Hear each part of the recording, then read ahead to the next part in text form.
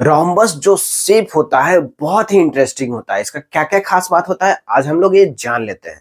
तो हमारे पास अगर रोम्बस है तो कैसा रोम्बस होगा और क्या क्या खास बात होगा इसमें। तो देखिए क्या क्या खास बात होगा। यहाँ पे जो है इसका चारों साइड का जो लेंथ है वो क्या हो जाएगा, इक्वल हो जाएगा। चारों साइड का लेंथ कैसा हो जाएगा, इक्वल।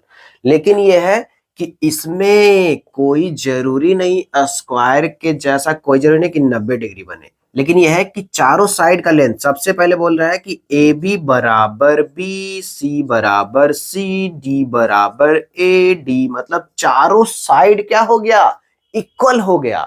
अब यहाँ पे बोल रहे हैं कि चारों साइड इक्वल हो गया, लेकिन एंगल के बारे में क्या बोलेंगे, एंगल के बारे में बोले कि ये जो एंगल है और ये जो एंगल है, आमने सामने वाला जो एंगल होगा वो इक्वल होगा। लेकिन चारों एंगल इक्वल नहीं होता है, आमने सामने वाला एंगल जो होता है वो क्या होता है, इक्वल होता है। ये एंगल आपस में क्या हो जाएगा, इक्वल हो जाएगा। अब इसके डायगोनल के बारे में क्या हम लोग जानते हैं। तो जब डायगोनल ऐसे मिलाएंगे कि बी और डी को ऐसे हम जब मिला देते हैं तो एक डायगोनल बनता है। अब डायगोनल का खास बात ये है कि ये जितना भी एंगल था इसको आधा आधा में बांट दिया। अगर ये 80 डिग्री था तो इसको 40-40 डिग्री में, तो ये दोनों एंगल भी सेम हो जाएगा और ये दोनों एंगल भी सेम हो जाएगा क्योंकि पहले से भी सेम था। उसी तरीके से जब हम ये वाले डायगोनल को भी मिलाएंगे तो क्या हो जाएगा, जब हम इस डायगोनल को भी मिला रहे हैं तो ये डायगोनल का भी ये खास बात होगा कि ये भी क्या करेगा, एंगल को आधा आधा में बांट देगा। मतलब ये एंगल दोनों आधा आधा हो गया और ये भी एंगल आधा आधा हो गया। मतलब ये चारों एंगल इक्वल हो गया और ये चारों एंगल भी इक्वल हो गया है, लेकिन सारा इक्वल नहीं है।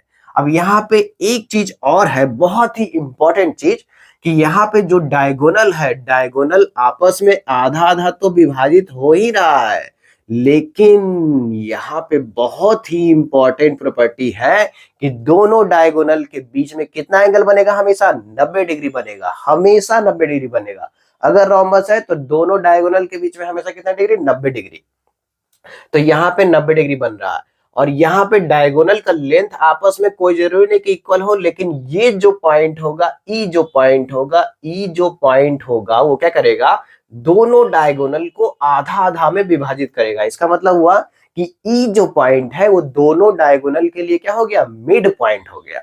तो इस तरीके से हम लोग रोम्बस के बारे में जान चुके हैं कि सबसे पहले चारों साइड इक्वल होना चाहिए और आमने सामने वाला पैरेलल होना चाहिए और आमने सामने वाला एंगल भी क्या होना चाहिए, इक्वल होना चाहिए। और डायगोनल को जो मिड पॉइंट है ये इक्वल भाग में बांटेगा और साथ साथ में दोनों डायगोनल क्या होगा, आपस में परपेंडिकुलर।